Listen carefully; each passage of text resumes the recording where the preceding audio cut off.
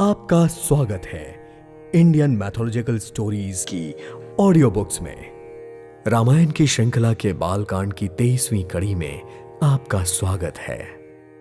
राजकुमारों के जन्म के उस सुखमय समय का वर्णन सरस्वती और सर्पों के राजा शेष जी भी नहीं कर सकते। अवधपुरी इस प्रकार से सुशोभित हो रही थी जैसे रात्रि प्रभु से मिलने आई हो और सूर्य को देखकर मन में सकुचा गई हो, परंतु वह संध्या बनकर रह गई हो।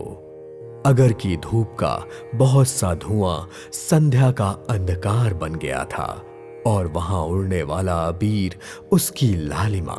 महलों में मड़ियों के समूह तारागण लग रहे थे और राजमहल का जो कलश था वह ऐसा लग रहा था जैसे वही श्रेष्ठ चंद्रमा है। राजभवन में जिस कोमल वाणी से वेद ध्वनि हो रही थी वह जैसे पक्षियों की चहचहाहट लग रही थी। यह सब देखकर सूर्य भी अपनी चाल भूल गए। 1 महीना होने पर भी वह अस्त नहीं हुए। माह भर का दिन हो गया। यह रहस्य कोई नहीं जानता था कि सूर्य अपने रथ सहित वहीं रुक गए हैं। फिर रात किस तरह होती और फिर सूर्यदेव भगवान श्री राम जी का गुणगान करते हुए चले गए। यह महोत्सव देखकर देवता, मुनि और नाग अपने भाग्य की सराहना करते हुए अपने अपने घर चल दिए। हे पार्वती, तुम्हारी बुद्धि श्री राम जी के चरणों में बहुत भक्तिपूर्ण है, इसलिए मैं अपनी एक चोरी की बात बताता हूं। सुनो, काकभूषणी और मैं दोनों वहां साथ साथ थे, परंतु मनुष्य रूप में होने के कारण हमें कोई पहचान ना सका। परम आनंद में हम दोनों मस्त होकर गलियों में अपने तन मन की सुध भूलकर घूमते रहे, परंतु यह शुभ चरित्र वही जान सकता था जिस पर श्री राम जी की कृपा हो। उस अवसर पर जो जैसे भी आया, जिसके मन में जो था, राजा ने उसे वह सब दिया। हाथी, रथ, घोड़ा, सोना, गौ, हीरा और तरह तरह के वस्त्र आदि राजा ने सब दिया। राजा ने सबके मन को संतुष्ट किया और सब लोग आशीर्वाद दे रहे थे कि तुलसीदास के स्वामी चारों राजकुमार दीर्घायु हों। प्रसन्नता में पता ही नहीं चल रहा था कि दिन और रात कैसे जा रहे हैं। और नामकरण संस्कार का समय जैसे ही निकट आया, राजा दशरथ ने वशिष्ठ मुनि को बुलाया।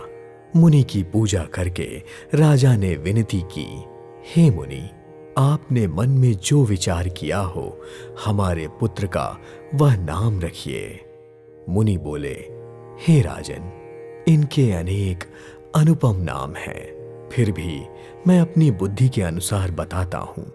ये जो आनंद के सागर और सुखों की राशि हैं, जिनके आनंद सिंधु के एक कण से तीनों लोग सुखी होते हैं, आपके उस सबसे बड़े पुत्र का नाम राम है, जो सुखों के सागर और संपूर्ण लोगों को शांति देने वाले हैं और संसार का भरण पोषण करने वाले हैं। आपके दूसरे पुत्र का नाम भरत होगा और जिनके स्मरण मात्र से शत्रु का नाश होता है।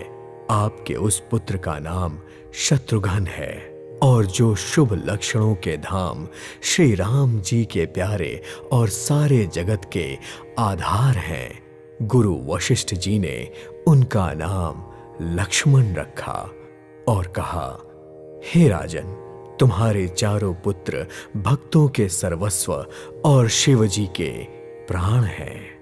इस समय तुम लोगों के प्रेम के वश में होकर अपनी बाल लीला के रस में ही उन्होंने सबका सुख माना है। बचपन से ही श्री रामचंद्र जी को अपना परम हितैषी मानकर लक्ष्मण जी ने उनके चरणों से प्रीत जोड़ ली है। भरत और शत्रुघ्न दोनों भाइयों में जैसी स्वामी और सेवक की प्रीति होती है, वैसी प्रीति हो गई है। श्याम और गौर शरीर वाली दोनों सुंदर जोड़ियों की शोभा को देखकर माताएं फूले नहीं समाती। ये तो चारों ही पुत्र शील, रूप और गुण के धाम हैं। फिर भी सुख के सागर श्री रामचंद्र जी सबसे श्रेष्ठ हैं।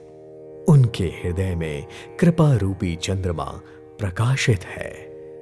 कभी गोद में लेकर और कभी पालने में लिटाकर माताएं उन्हें प्यारे ललना कहकर दुलार करती हैं।